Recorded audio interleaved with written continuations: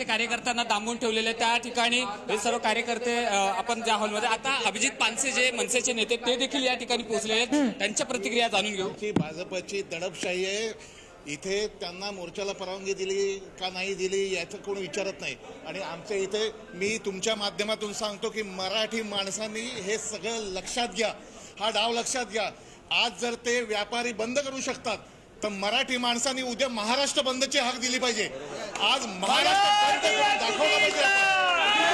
आज या सगळ्या कार्यकर्त्यांना मराठीसाठी महाराष्ट्रात ठाणे जिल्ह्यात आपल्याला रस्त्यावर यावं लागतं. याच्यासारखी शर्मेने मान खाली घालायची बाब नाही. तिथे पालकमंत्री म्हणतात की गृहमंत्र्यांनी परवानगी दिली नसेल. जर गृहमंत्र्यांनी परवानगी नसेल दिली तर या सगळ्या पोलिसांना आत्ताच्या आत्ता सस्पेंड करा. तुम्ही हे सस्पेन्शन ऑर्डर करा. जर गृहमंत्र्यांनी परवानगी नसेल दिली, आज त्यांना परवानगी दिली, त्यांच्यावर गुन्हे काय दाखल केले असं सांगतात. आज एकही गुन्हा नाही. आधी त्यांना सगळ्यांना अरेस्ट करा, त्या सगळ्या मोर्चामधल्या लोकांना अरेस्ट करा. नाहीतर आता आम्ही हे पोलिसांचं कडक तोडून पुन्हा मोर्चाला इथून निघालेलो आहोत. आता आम्ही सांगतो. पण त्यांचं असं म्हणणं आहे की मार्ग वेगळा असावा असं मुख्यमंत्र्यांमध्ये प्रतिक्रिया देताना म्हटलंय. मार्ग वेगळा असावा आणि मार्ग स्वीकारायला जे पदाधिकारी आहेत ते मान्य नव्हते म्हणून त्यांना ताब्यात घेतलं. अहो, कुठेही आम्ही शांततेने मोर्चा काढण्यासाठी हे पत्र दिलं होतं, निवेदन दिलं होतं. आज व्यापाऱ्यांनी जो मोर्चा काढला त्याला निवेदन नव्हतं दिलं, परमिशन नव्हती. त्यांचा मोर्चाला संरक्षण म्हणून तुम्ही इकडे फिरत होतात. तुम्हाला मराठी माणसाला रस्त्यावर येऊन शांततेने मोर्चा काढायला परवानगी लागते. या महाराष्ट्रात परवानगी लागते. आज हा रूट आणि तो रूट हे सगळे खोटेपणाचे.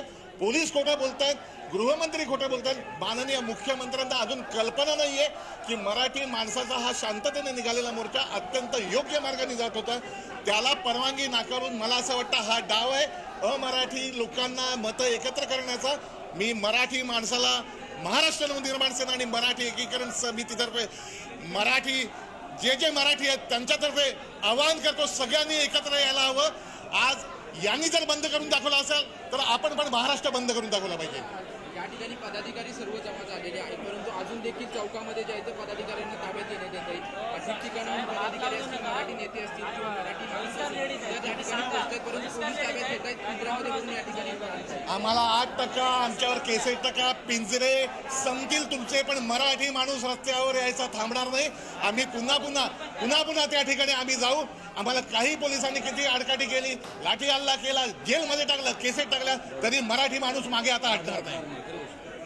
आपण जर पाहिलं तर हे होते अभिजित पानसे, त्यांनी देखील आक्रमक प्रतिक्रिया दिलेली मिळते. हे सर्व जे कार्यकर्ते जे आहेत ते सगळे आंदोलनाच्या भूमिकेवर ते ठाम होते. हे सर्व आंदोलन करण्यासाठी आंदोलन स्थळी पोहोचले होते. मात्र